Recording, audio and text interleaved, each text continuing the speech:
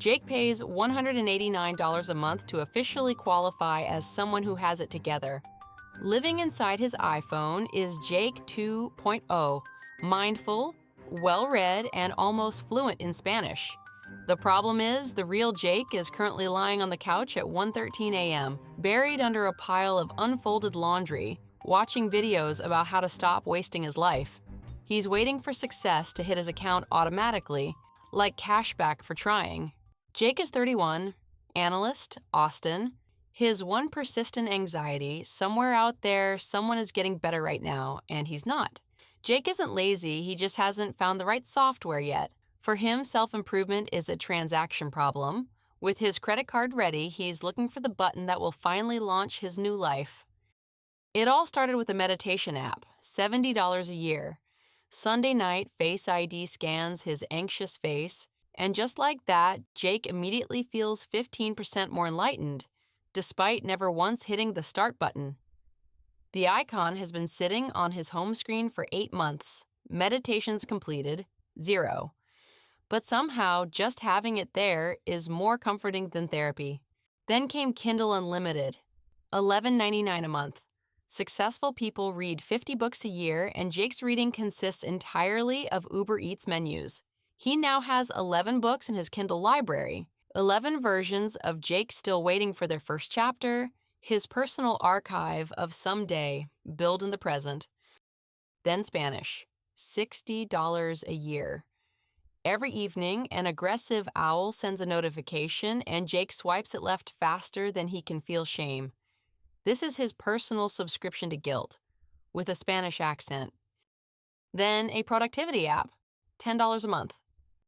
Jake spent an entire weekend building a digital utopia where his life was perfectly organized. He's opened it 3 times since, each time to add a task called Figure Out This App, which he never completed. And the crown jewel, a learning platform, $149 a year. He launched the Leadership Charisma course, made it to minute 3, then got distracted by a video about the correct way to cut an avocado. He hasn't been back.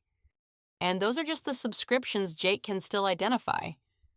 The other 8 live quietly in his settings, witnesses to late-night bursts of enthusiasm.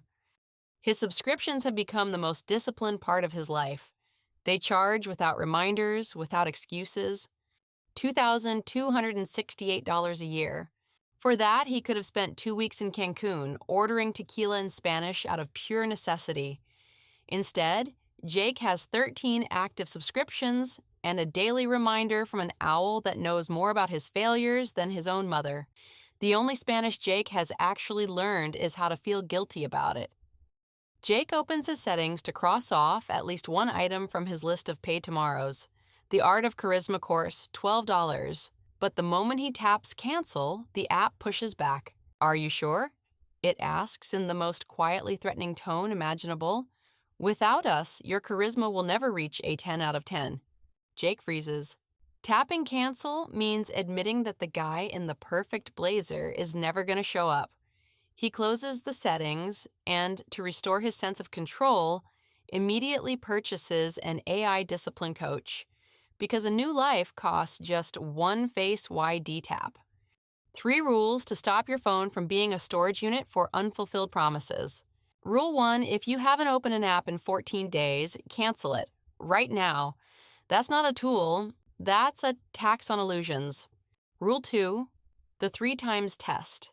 Before buying a subscription, do the thing for free 3 days in a row. Can't do it for free? The paid bells and whistles won't create discipline that isn't there, they'll just make its absence more expensive.